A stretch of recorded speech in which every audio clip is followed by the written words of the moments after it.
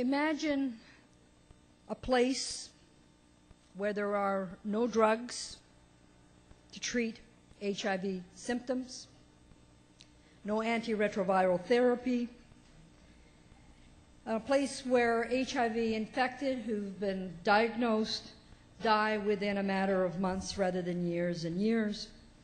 And imagine a place where there's widespread fear and lack of hope. And when you think of that, you think maybe I'm talking about Africa or some other developing country. But what I'm doing is taking you back to Canada in 1984 when I first met Jake.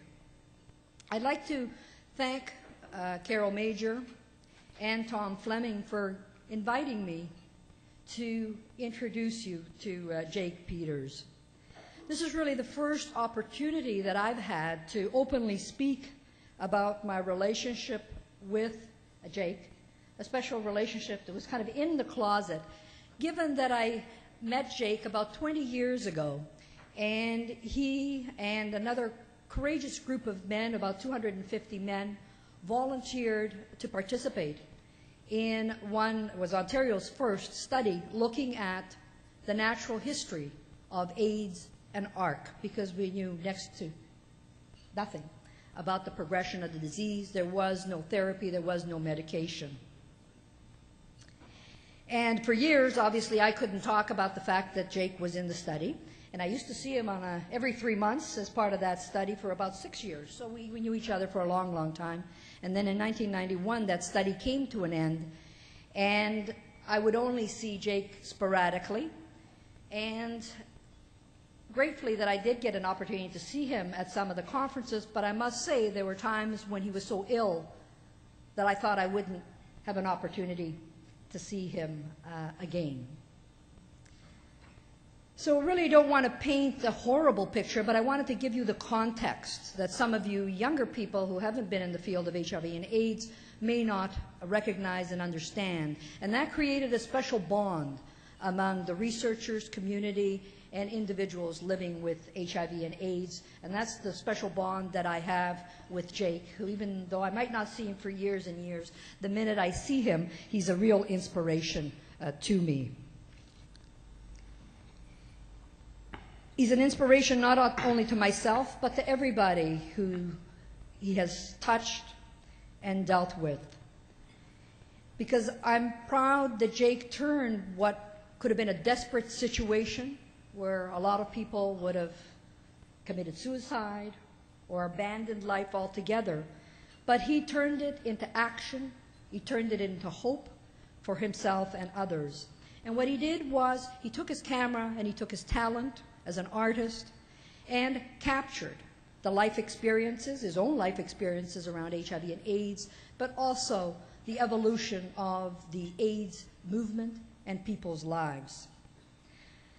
So it's really a great pleasure that I welcome you today, Jake, and I want you to give these people the thrill of their life, that emotional roller coaster that you can elicit in all of us in your photojournalistic portrayal of HIV and AIDS.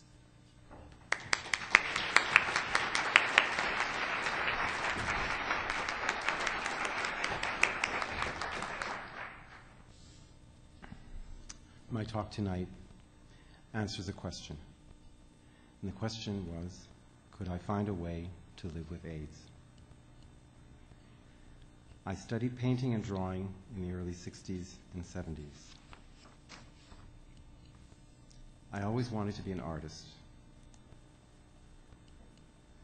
I love creativity and the freedom of that lifestyle. At the end of my studies at art college, I discovered photography.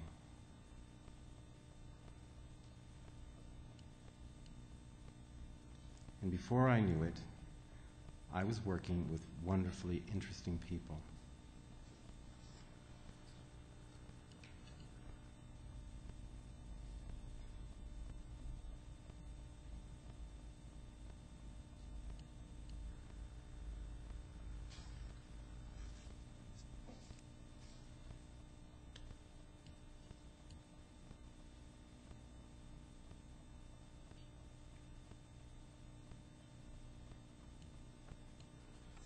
and I developed a solid reputation in the wedding industry. But in 1984, rumors of a new disease made me decide to enter an epidemiological study at the University of Toronto. My second blood test proved positive for HIV. The Polaris study is directed by Professor Liviana Calzavara.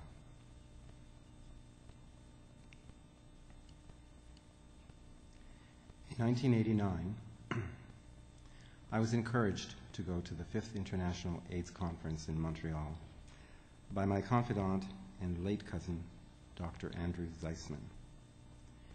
There, my eyes were opened. Physicians and researchers who spilled out of the overcrowded session rooms were also wide-eyed.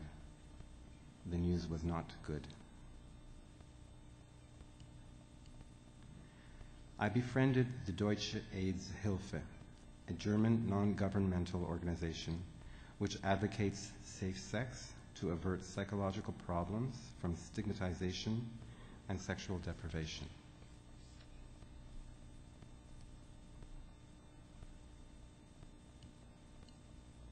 Prostitutes challenge lawmakers who condemn them while they are often at the same time their clients. In 1988, Chuck Groschmal illegally imported pentamidine into Canada. He administered the drug to himself at a press conference on the steps of the House of Commons in Ottawa. Chuck embarrassed Health Canada into waiving a 3-year study and delivery delay. Chuck saved and prolonged the lives of many Canadians.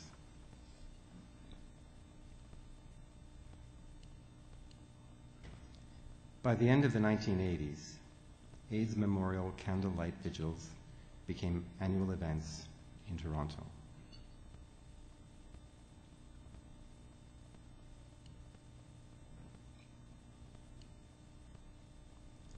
Through the efforts of June Callwood, on March 1st, 1988, Casey House, Canada's first AIDS hospice, opened in Toronto.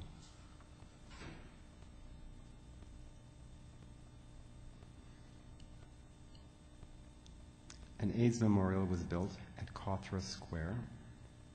The pillars continue to sprout new nameplates with fresh engravings.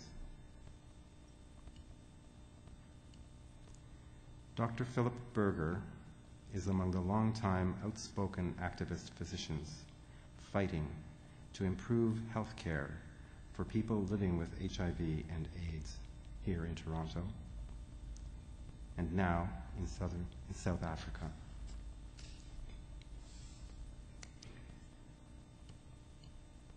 In 1990, I attended the 6th International AIDS Conference in San Francisco. I had never seen political activism on a scale like this. These demonstrations were the response to the Bush administration's failure to recognize or acknowledge the gravity of this medical crisis.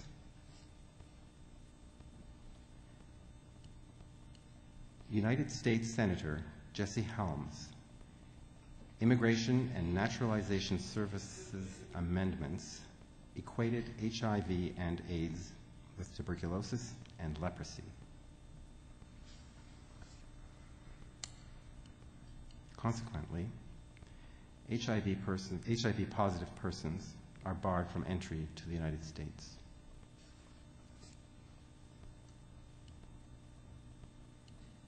Those ill-conceived decisions still affect us today.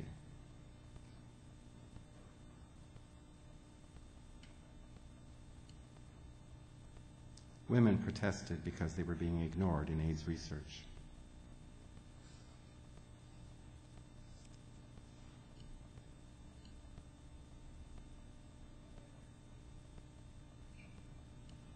The response by the authorities was this: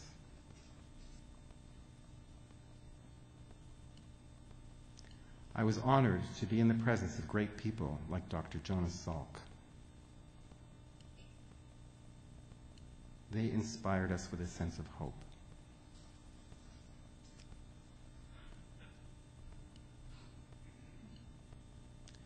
It was my cousin, Dr. Andrew Zysman, who encouraged me to record and to document these events.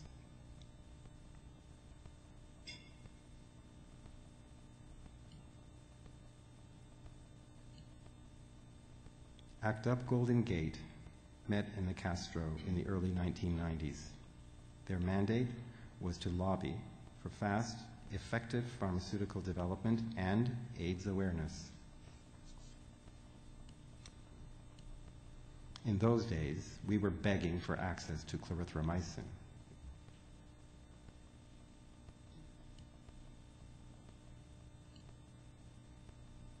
Activists put their necks on the line, demanding more and serious attention to the catastrophe.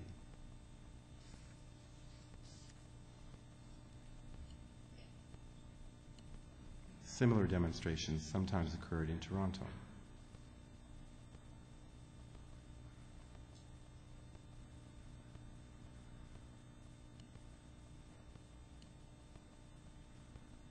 Annual Fashion Cares events raise funds for the AIDS Committee of Toronto.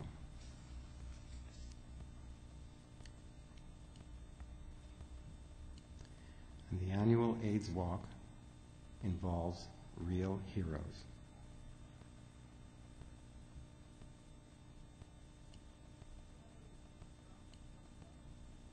In 1991, the 7th International AIDS Conference convened in Florence, Italy.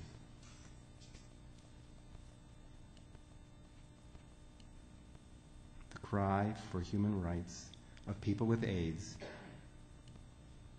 was coupled with frustration because there was still no effective treatment.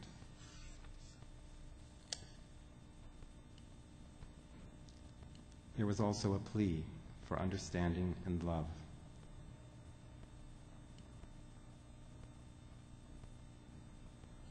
We were surrounded by military police.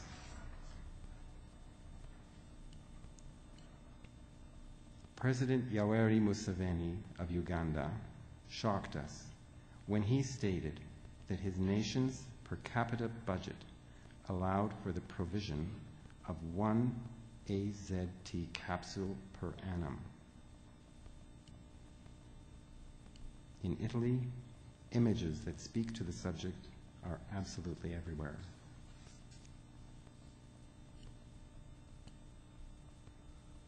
At the closing ceremonies, it was announced that the next conference would take place in Boston. Because of US restrictions on PHAs, the activists said they would destroy it. Caught between the unrelenting position of the United States government and the threat of the activists, Dr. Max Essex, chair of the conference, resigned.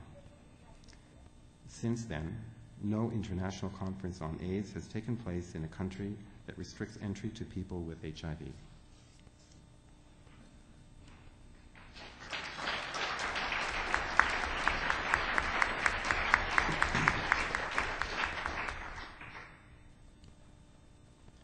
I was by this time photographing for Toronto's gay newspaper.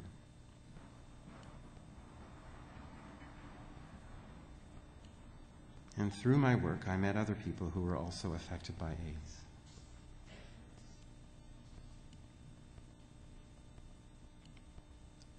I was feeling more and more like this. The sense of urgency was increasing. My premiere 1992 cover, photographed for Extra, was pulled by the publisher. I was ordered to reshoot and replace the skull with a balloon. Why?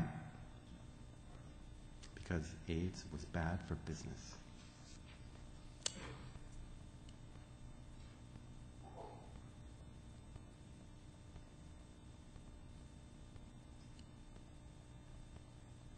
The 8th International AIDS Conference took place in Amsterdam. It was co-sponsored by Harvard University, Boston. Coffins were built to symbolize the growing death toll.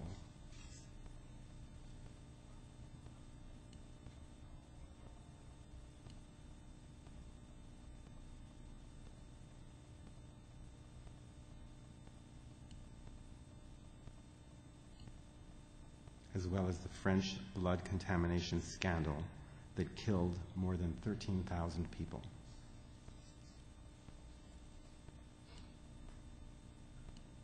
The coffins were carried in a demonstration through the streets of Amsterdam.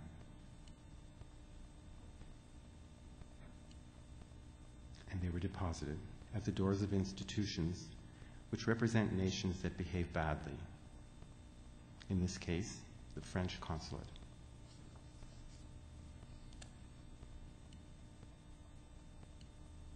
Thousands of Canadians contracted HIV and hepatitis C from negligent blood handling techniques by the Red Cross.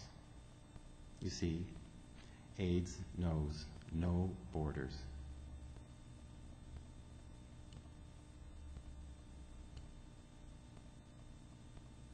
Elizabeth Taylor supported the Hemophiliac Society. She defended the right of Tomás Fabregas to return to his home in San Francisco despite his non-American status. As he said, he didn't bring AIDS to the United States. That's where he got it.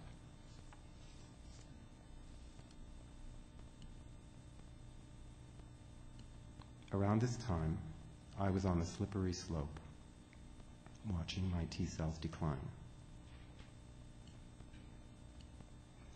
In July 1993, the 9th International AIDS Conference was held in Berlin. I stayed at the apartment of Cord Ebeling, an activist physician I met in San Francisco. Dr. Jonathan Mann was the chair. It was a privilege to meet this dedicated and sensitive man. But the Berlin conference was depressing. There was no good news.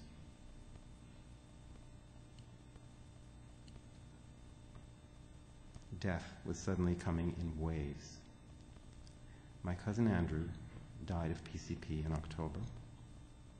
Suicide began drawing lines on the pages of my address book. Cord was dead. Before long, I was devastated by the death of my own physician, Dr. Robert Kaufhold. I made this picture of him shortly after Amsterdam.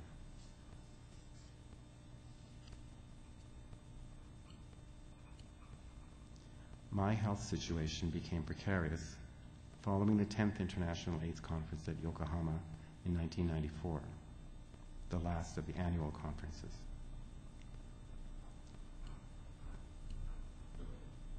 Dr. Charles Chan tried to prevent me from coming down with PCP, but the bacteria broke through the MEPRON. And I ended up in the HIV ward of the Wellesley Hospital, an institution the Ontario government poured millions of dollars into and then razed to the ground. An example of provincial health care spending. I did receive visitors.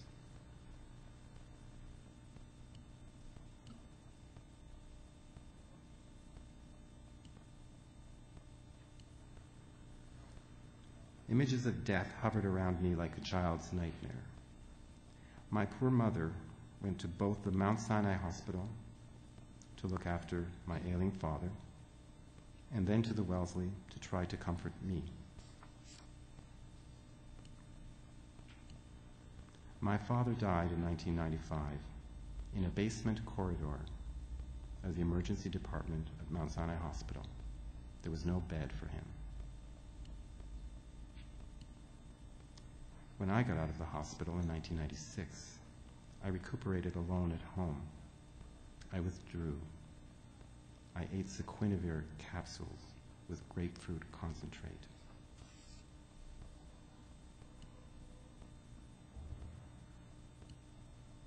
The majority of my time involved unrelenting blood drawings.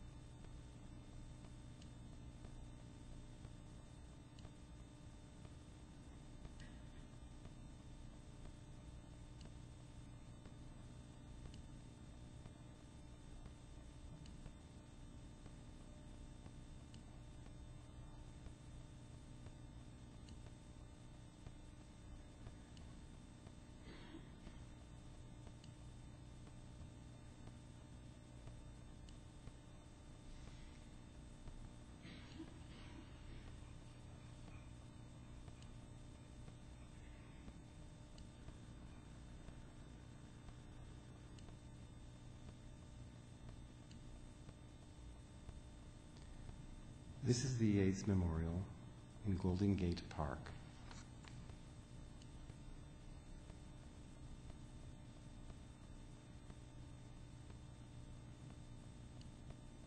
San Francisco.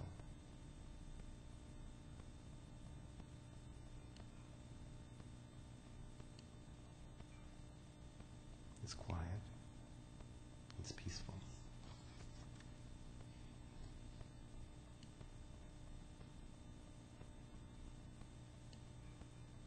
The Durban 2000 International AIDS Conference was volatile, with huge issues. Denial of the virus that causes AIDS by President Mbeki himself. Superstition, witchcraft, sexual violence, illiteracy, lack of infrastructure, unwillingness by the government to accept free nevirapine or outside help. It was suggested that the rationale was that it is cheaper to bury orphans than to feed, clothe, house, and educate them. At the Durban City Hall in Daba, I met Francine, Maria, and Puitatalo, young positive ambassadors who educate people who are ignorant about AIDS. Francine needed antiretrovirals, but couldn't afford them. I had those drugs in my pocket, and I could not help her. I wonder how she is today.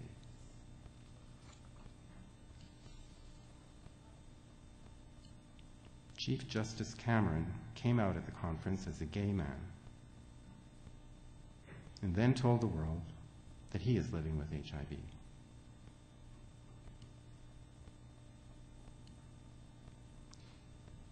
I feel great sorrow for the ordinary people of South Africa who are infected and who are governed by some elected officials who won't even go into their offices because their predecessors put a hex in the room.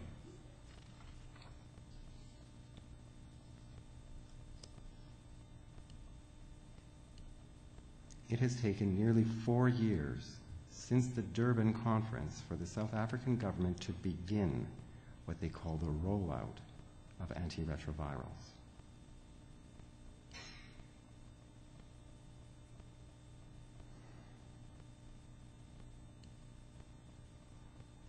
The 14th International AIDS Conference at Barcelona involved much talk but no cure. I asked a South African delegate if there had been a cultural shift away from the mythology that sexual intercourse with a virgin, ergo a child, will cure AIDS, a mighty behavioral contributor to that region's epidemic.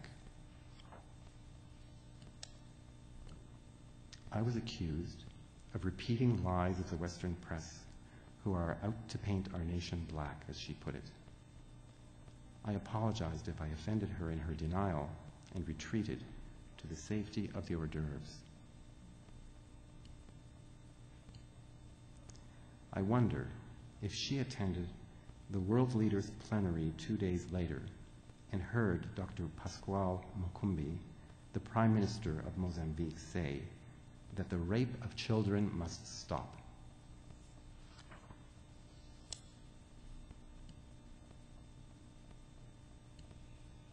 At the 15th International AIDS Conference this past July in Bangkok, Thailand, the government showcased and highlighted their production and distribution of generic antiretrovirals for those who need them. However, this policy may be halted by a free trade agreement with the United States.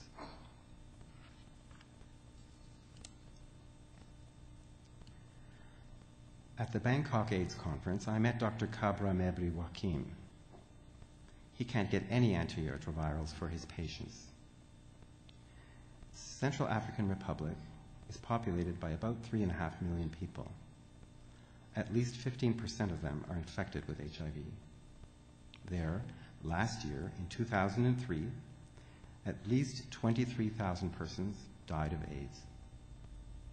Médecins Sans Frontières provides assistance, but only for the war, not for HIV.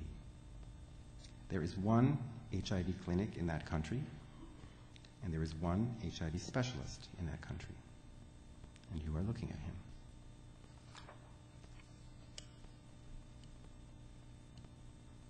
We are indeed fortunate to have ready access to antiretrovirals in this part of the world. However, this is not a cocktail. That misnomer is a disservice to people living with HIV and AIDS. It trivializes the medications we PHAs must take to stay alive. With new infection rates rising today among young gay males and in women, here in this literate first world environment, something is seriously wrong with language, communication, and education. This is not a cocktail. This is a drug combination.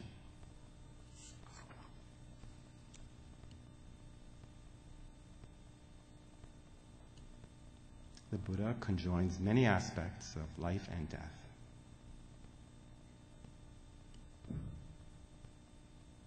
And taking care of my health is now my full-time job.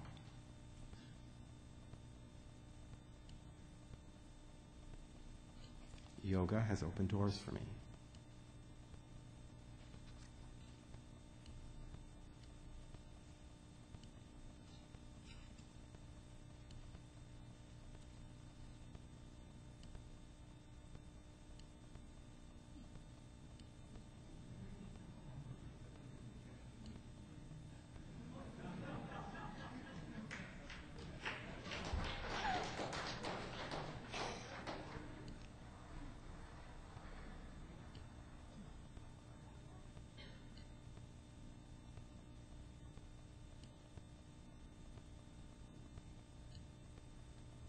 Toronto's last candlelight vigil was observed on the night of June 24th.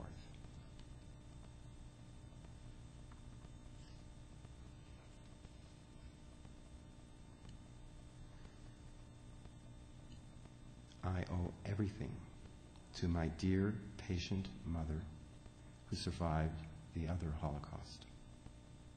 She has supported me wholeheartedly when it should be the other way around.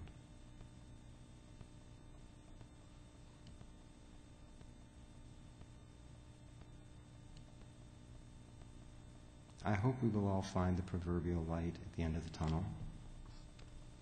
And when I do, this is where I want to be, in the sun, facing the western horizon, with AIDS behind me.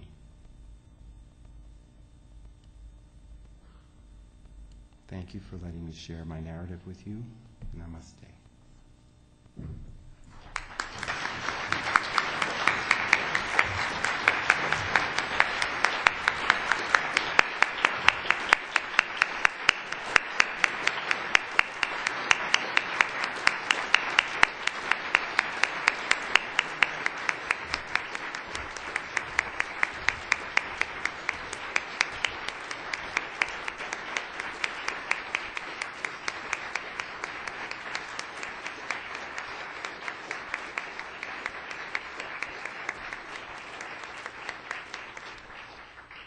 Jake, on behalf of everyone here, I would like to thank you for your presentation. It speaks for itself. There's little I can add other than to say that I saw the faces of many brave and wonderful people, many of whom I knew and many of whom are no longer with us. And yours is a work of art and a wonderful tribute to them. I thank you.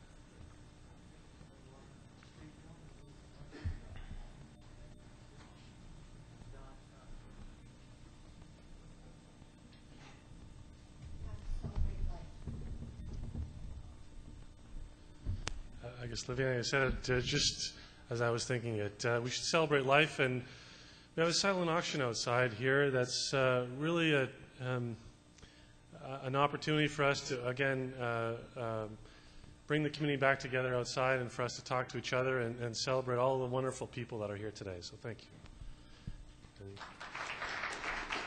Thank you, Jake.